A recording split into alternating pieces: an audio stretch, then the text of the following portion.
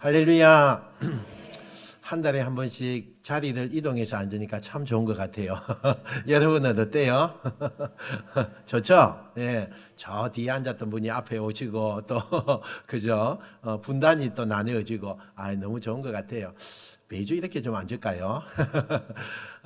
어쨌든 우리 구역이 참 싱글벙글해야 교회가 또 아름답게 성장해 갑니다. 구역이 뭔가 꿈틀꿈틀해야 또 교회가 막 이쪽 저쪽에서 사랑이 오가게 됩니다. 구역 속에 기도가 넘쳐나야 그 구역이요 또 아픈 것이 다 떠나가고 또 악한 것이 떠나가는 그런 일들이 막 일어나게 됩니다. 그러므로 구역은 하나가 돼야 되고 또 여러분이 기도하면서 구역 식구들과 함께 기도하면요 매주마다 만나는 것이 어떨까요? 너무 반갑죠? 반가워요. 제가 예전에 저 미국에 있을 때요. 이제 미국에는 한국 사람들이 주일날에 교회에서 다 만나요. 그러다 보니까 얼마나 반갑겠어요. 평소에는 말도 안 되죠. 나가지도 못하죠. 어디 마트 가더라도 아들이 태워다 주지 않으면 못 가요. 그러니까 이제 교회 오는 날이 손꼽아 기다리는 거예요. 어디 집에서 감옥 생활 하다가 이제 주일만 손꼽아 기다리다가 주일날에 교회 오셨잖아요. 얼마나 말하고 싶은 게 많은지 예배 시간에도 소곤소곤소곤 그리고요 마치고 나면 구역 예배예요. 구역 모임이에요. 그 구역에 가면 맛있는 것도 있고 뭐 차도 마시고 또 거기서요 또 한참 동안 이야기하다가 그리고 이제 집으로 가게 돼요. 참 너무너무 싱글벙글해요. 얼굴 자체가 틀려요. 너무나 참 오랜만에 만났다는 그 반가운 얼굴 있잖아요. 그 얼굴로서 막 맞이하는데 우리 교회가 그렇게 했으면 좋겠다 생각이 참 많이 들었어요. 여러분 주일날 올 때 인상 찌푸리고 오지 마시고 주일날 올 때 우리 구역의 식구들 만난다 그렇게 생각하면서 기쁨으로 나오시는 여러분 되시길 축원합니다. 오늘 우리 창세기 5장에 있는 말씀은 하나님과 동행한 사람 에녹에 관하여서 말씀을 합니다. 여러분 어떤 삶을 살아갈 때에 성공한 삶이 어떤 삶일까 이렇게 우리가 이야기했을 때 세상에 많은 조건들을 이야기합니다. 건강하게 사는 거, 또 부유하게 사는 거, 또 자녀들이 잘 되어야 하는 거 이런 것들이요 세상의 환경 속에 우리를 행복하게 해준다고 생각을 해요. 그런데 성경은 오늘 아주 짧은 문장으로 되어져 있습니다. 가장 복된 삶의 길이 어떤 거냐? 에녹이 하나님과 동행하더니 딱 이 한마디예요. 에녹이 하나님과 동행하더니 딱 이 한마디로 결정을 해요. 어떠한 화려한 업적이 있었다. 어떠한 이 사람의 권력이 있어서 많은 사람에게 이렇게 영향을 주었다. 한마디도 기록되어 있지 않아요. 뭐만 있느냐? 하나님과 동행했다. 이 한마디로 모든 에녹의 삶의 전체를 말하고 있는 것을 보게 돼요. 오늘 이 말씀을 통해서 우리의 삶이 진짜 의미 있는 인생의 방향으로 걸어가고 있는지 잠시 한번 생각하고 우리가 나가길 원해요. 첫 번째는 인생의 전환점을 만난 사람에 관하여서 이야기합니다. 인생에는 전환점이 있어요. 오늘 본문 21절 22절요 한번 볼까요? 자, 시작. 에녹은 65세에 머두셀라를 낳았고 머두셀라를 낳은 후 300년을 하나님과 동행하며 자녀들을 낳았으며 아멘. 여러분 성경에 에녹의 삶을 딱 한 문장으로 나누는데 65세 이전의 삶, 65세 이후의 삶 이렇게 되어 있어요. 그 이전에는 아무 기록도 없어요. 설명도 없어요. 그러나 머두셀라를 낳은 후 그는 무려 300년 동안에 하나님과 동행했다 이렇게 말해요. 단순한 어떤 시간의 구분 이거 아닙니다. 인생의 흐름이 완전히 전환되었다라는 것을 강조하기 위해서 이렇게 했어요. 여러분 우리 인생에는 때로는 영혼을 깨우는 인생의 전환점이 있어야 돼요. 내가 이렇게 쭉 살다가 죽었더라 이렇게 아니라 내가 이렇게 쭉 살다가 잘못됐구나 전환해서 방향을 바꿔서 다시 뉴턴해서 이렇게 가야 되겠구나 라고 하는 이 시점이 굉장히 필요합니다. 하나님은 사람을 변하실 때에 어떤 거대한 기적을 베풀어서 거기에 전환점을 주는 것이 아니에요. 때로는 너무나 평범한 일상생활 가운데서 하나님이 그렇게 전환시키는 것을 보게 됩니다. 에녹은 아들을 낳은 이후에 많은 인생의 무게와 또 그런 상당한 이런 무게감을 느끼고 있었어요. 자녀를 품에 안았을 때에 자기의 책임감이 있다는 것을 느끼게 됐어요. 존재의 연약함 앞에서 내가 이 자녀를 어떻게 키울 것인가 이런 마음을 먹게 되었어요. 그리고 여러분 나중에는 그 아이를 통해서 깨닫게 되고 회심의 문으로 들어가게 되는 것을 우리가 보게 돼요. 여러분 교회 다니는 한 집사님이 있었어요. 젊은 시절에 열심히 살죠. 뭐 어떤 일이든지 닥치는 대로 일을 하면서 그렇게 삶을 살았어요. 누구보다도 책임감이 굉장히 강했어요. 이 가정을 내가 가장으로서 잘 이끌어 가야 된다. 그런 책임감을 가지고 삶을 살았죠. 그러나 밥보다는 이 이유 때문에요. 교회를 조금씩 등한히 하게 되었어요. 뭐 어쨌든 예배가 조금 형식적이 되고 또 예배는 점점 뒷길로 가게 되고 인생의 삶이 이런 내가 삶의 바쁨 속에서 예배는 점점 멀어져 가는 그런 시간이 되어졌어요. 결국에는 예배가 어쩌다가 한번 오지만은 거기에 대해서는 너무나 관례적이에요. 그냥 형식적인 그런 예배만 드리는 거예요. 근데 어느 날 5살 난 아들이요 갑작스럽게 아무 이상이 없었는데 병원에 실려가게 되었어요. 원인을 알 수 없어요. 병원에서는 급성폐렴이라고 이야기해요. 의사가요 그 아버지에게 이야기합니다. 이 아이가 위험할 수 있습니다. 이렇게 이야기를 하는 거예요. 그때 그날 밤에 병원 복도에 앉아서 정말 쭈그린 채로 하나님 앞에 처음으로 전심을 다하여서 하나님 앞에 기도하게 되었대요. 하나님, 제 잘못입니다. 제가 하나님보다 세상의 일을 너무나 가깝게 하고 거기에 내가 살았습니다. 이 아이는 제게서 온 것이 아닙니다. 하나님께로 온 것이니까 내가 이걸 이제 깨닫습니다. 그러니 하나님 저 아이 살려주세요. 얼마나 전심으로 기도했는지 눈물을 뚝뚝 흘려가면서 그때서야 최고의 진심을 다하여서 하나님 앞에 기도하게 됐대요. 그 아들이요 정말 순식간에 회복이 됐어요. 그래서 이제부터는 내가 하나님이 동행하는 그 삶을 살아야 되겠다 이렇게 생각을 하고 결단을 합니다. 그리고는 이 집사님이요 예배의 자리에 빠지지 않아요. 새벽 기도에 시작했어요. 자녀들 위해 함께요 성경을 읽기 시작했어요. 놀라운 일이 일어나게 됐어요.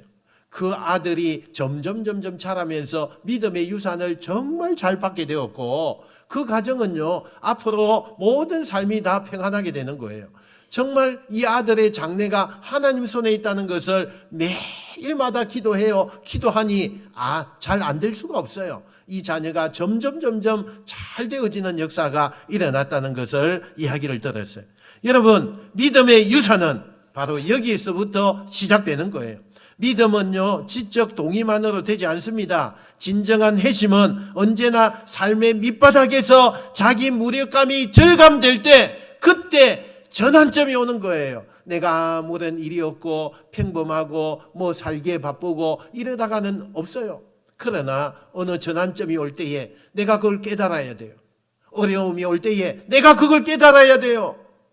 하나님이 나를 전환점으로 이끄시는구나 깨달아야 돼요. 그때가 이제 정말 놀라운 하나님의 동행의 시작이 되어진다는 사실을 믿으시는 여러분 되시길 축원합니다. 그러므로 여러분 신앙은요 습관적인 예배 안 됩니다. 감정 없는 기도 안 돼요. 일주일에 한 번 그냥 형식적으로 나오는 거 안 됩니다. 이제는 바뀌어야 돼요. 믿음의 삶이요 회심으로 이어지는 삶이 되어야 돼요. 예배가 삶의 방향을 바꾸는 계기가 되어져야 돼요. 하나님이 진짜 주인이라는 그 의식을 가지고 하나님의 말씀대로 살려고 애써야 돼요. 그럴 때에 하나님의 능력이 여러분에게 나타납니다. 할렐루야. 그 능력으로 즐겁게 사시는 여러분 되시길 축원합니다. 두 번째는 일상에서 하나님과 걷는 사람입니다. 22절요. 같이 읽어봅시다. 시작. 머두셀라를 낳은 후 300년을 하나님과 동행하며 자녀들을 낳았으며 아멘. 여러분 에녹은요 하나님과 동행하는 기간을 300년이다 이래요. 성경적으로 굉장히 이 숫자는 놀라운 숫자입니다. 단순히 하루 뭐 한 달 아니면 1년 아닙니다. 세 세기가 지나갈 정도로, 세 세기가 지나가요. 1세, 2세, 3세기가 지나갈 정도로 그렇게 살았다는 거예요. 그리고 한결같이 하나님이 동행하는 삶을 살았다는 거예요. 그런데 그 삶이 어디에서 이루어졌느냐라는 거예요. 우리가 한번 살펴볼 수 있는데, 이 삶이 어디에서 이루어졌느냐? 어디 광야에서 이루어졌을까요? 수도원에서 있었을까요? 성전에도 있었을까요? 아닙니다. 자녀를 낳고 기르면서 살아가는 평범한 삶 속에서 하나님이요 동행하는 삶을 살았다는 거예요. 놀라운 일이죠. 우리는 흔히 하나님과 동행하는 특별한 영적 체험이 있었다든지 상기도, 부흥의 집회, 성령 충만의 감정적인 경험으로 이렇게 오해할 때가 많아요. 아니에요. 에녹의 동행은 평범한 가정생활 속에서 이루어졌다는 것을 우리가 꼭 기억하셔야 돼요. 그가 자녀 키우고 자녀 부양하고 농사 짓고 또 삶의 문제가 해결되지 않을 때 기도해서 하나님 앞에 해결받고, 그래서 하나님과 동행하는 그 삶이 이 일상생활 속에서 되어졌다는 거예요. 여러분, 에녹의 동행은 분명히 습관적인 의식이 아니에요. 하루하루의 태도예요. 얼마나 중요한지 몰라요. 여러분, 눈을 뜨면은 하나님 앞에 기도하세요. 하나님, 오늘도 하루가 시작됩니다. 하나님이 동행하는 삶이 되게 해 주시옵소서. 할렐루야. 이런 기도 얼마나 중요한지 몰라요. 하나님, 정말 제 발걸음을 주님께서 이끌어 주셔서 주님이 말씀하시는 그 길에 어긋나지 않는 길로 내가 가게 해 주십시오. 얼마나 중요한지 몰라요. 여러분, 이 짧은 고백이 하나님과 함께 걷는 고백이 되어질 줄로 믿습니다. 여러분, 아침에 여러분 단 5분, 10분 여러분이 하나님의 말씀 하나를 붙잡고 기도하십시오. 그 시간이 정말 중요한 시간입니다. 하루의 시작을 주님께 드리는 이 짧은 기도요, 그게 에녹이 살았던 삶의 본질이었어요. 하나님과 동행하는 것은 특별한 어떤 위치나 수준이 아닙니다. 방향의 문제예요. 세상에서 자기 중심으로 나아가던 것이 이제는 어때요? 하나님 중심으로 나아가는 것. 이것이 에녹의 삶이었다는 것입니다. 그러면 에녹이 300년 동안 특별히 어떤 일이 있었을까요? 그가 감기에 걸렸어요. 또 자녀 문제로 속상했을 거예요. 땅이 안 열려서 수확이 적었을 때도 있었을 거예요. 그러나 그 모든 지루한 날들 속에서 그는 하나님과 함께 걷고 있다는 것을 날마다 고백했어요. 날마다 고백했어요. 오늘 우리가 평범한 날들 속에 거룩함에 내가 하나님과 함께 걷는다는 이 일상의 능력을 회복하는 여러분 되시길 축원합니다. 여러분, 식사할 때 여러분 이 음식을 주셔서 우리에게 건강을 주시옵소서, 하나님이 함께 해 주시옵소서. 얼마나 놀라운 기도예요. 여러분, 출근길에 운전 중에 하나님, 오늘도 제 안에 주님께서 함께 하셔서 복된 날이 되게 해 주시옵소서. 얼마나 중요한지 몰라요. 가정의 갈등 앞에서 주님, 저를 통해서 우리 가정이 화해와 평화가 일어나게 주님이 인도해 주시옵소서. 너무 중요하죠. 이런 일상의 생활 가운데 하나님이 동행하는 에녹의 역사가 있었다는 것을 꼭 기억하고 일상의 신앙이 하나님과 동행하는 여러분 되시길 축원합니다. 마지막 세 번째, 죽음을 넘어 하나님의 영광에 이른 사람이 에녹이었어요. 24절요. 24절 시작. 에녹이 하나님과 동행하더니 하나님이 그를 데려가심으로 세상에 있지 아니하였더라. 아멘. 에녹은요, 죽음을 경험하지 않고 하나님이 불러가셨대요. 불러가셨어요. 그냥 옮기셨어요. 너무나 성경에 독특한 그러한 장면이에요. 여러분, 창세기 5장은 족보의 계보라고 이야기해요. 누가 몇 세에 살고 몇 세에 살다가 죽었더라. 이게 반복되는 것이 쭉 5장에 다 있어요. 그런데 여러분, 에녹은요 예외예요. 에녹은 죽지 않았어요. 그는 하나님이 직접 데리고 가셨다, 이렇게 말씀을 했어요. 여기 데려가셨다는 말은 히브리어 말 찾아보니까 라카흐라고 하는 단어예요. 이 단어는 강제로 끌고 갔다, 이게 아니라 사랑하는 사람을요 가까이에서 데려가는 이것을 의미하고 있더라고요. 여러분, 마치 부모가 아이를 품에 안고 저 침실로 그저 데리고 가서 잠을 재우는 것 같이 그렇게 에녹을 하나님이 데리고 가셨다, 이렇게 말하고 있어요. 여러분, 죽음이라는 것은 인간에게 피할 수 없는 거잖아요. 죽음을 피할 사람이 누가 있어요? 그런데 성경은 죽음이 끝이 아니라 통로로 이어진다고 말씀해요. 하나님과 동행한 사람에게 죽음은 영광의 문입니다. 에녹의 삶은 그 동행의 끝이 얼마나 복된지 우리에게 보여줘요. 죽음조차도 보지 않고 영생의 영역으로 들어간 최초의 인물 에녹. 여러분 얼마나 좋습니까? 얼마나 훌륭해요.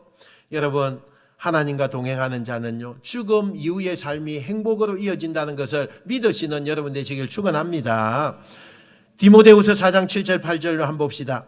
자, 시작. 나는 선한 싸움을 싸우고 나의 달려갈 길을 마치고 믿음을 지켰으니 이제 후로는 나를 위하여 의의 면류관이 예비되었으므로 주 곧 의로우신 재판장이 그날에 내게 주실 것이며 내게만 아니라 주의 나타나심을 사모하는 모든 자에게 도니라. 아멘. 여러분 에녹은 이 면류관을 땅에서 받았어요. 죽음을 초월해서 하나님이 직접 집으로 초청하는 사람, 그 사람이요 에녹이에요. 얼마나 훌륭한 그러한 에녹입니까? 그래서 우리는 이런 질문을 좀 던져보세요. 나는 하나님이 데리고 가고 싶은 사람인가? 한번 질문해 보세요. 여러분에게. 나는 정말 하나님이 데려가고 싶으신 사람인가? 여러분 에녹은 죽음을 준비한 사람이 아니라 매일마다 하나님을 기쁘시게 하기 위해서 삶을 살았어요. 그랬더니 하나님이 죽음을 맛보지 않고 바로 천국으로 인도하는 것을 보게 돼요. 사랑하는 성도 여러분, 인생의 생애는 짧지만요 깊습니다. 그는 인생의 어느 순간 하나님을 만났고 일상 속에서 늘 하나님과 동행했고 죽음조차도 넘어서 하나님의 기쁨으로 나아가는 것을 보게 돼요. 오늘 이 말씀을 들으면서 우리도 결단하시기 바랍니다. 하나님, 제 삶의 주인이 하나님이 되시기를 원합니다. 오늘도 내일도 주님과 함께 내가 함께 걷는 자가 되게 해 주시옵소서. 이런 결단을 하고 늘 주님과 동행하는 삶이 여러분의 삶이 되시기를 주님의 이름으로 축원드립니다. 축원드립니다. 우리